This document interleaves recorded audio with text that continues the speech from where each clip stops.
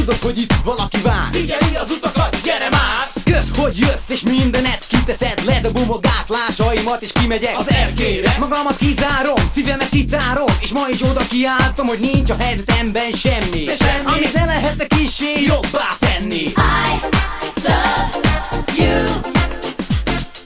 Szégyellem, de kell ez, piszkos úr.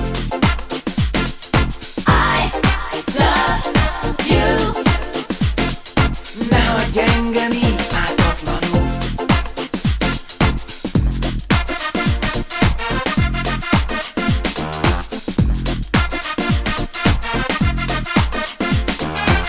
Állítom, a szívem egy nyom, leromlott a bizonyítványom, s az állapotom, na az se normális. Kérdeztem az orvost, ugye hormonális. Kivizsgált, és végül is így szól: kutya baj, csak egy átlagos szívkor. Meggyógyulsz, ha 8 napon túl is eltart, a tünetei szűnnek majd. I love you.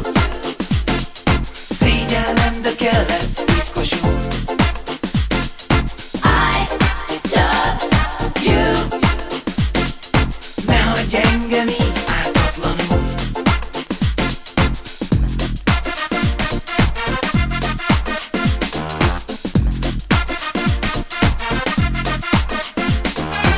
Ágy a láz, a nagyapám belemagyaráz abba a fülembe. Lefeküdni minek, hogyha nincs kivel, kérdem én, mire így felel? Na ide figyelj! Ugyanaz a nő lesz gyermekeid anyja, ki anyósod lánya, és eljön a napja, hogy nem érted, nem ezt kérted. Hát miért tett veled ilyet ez az élet?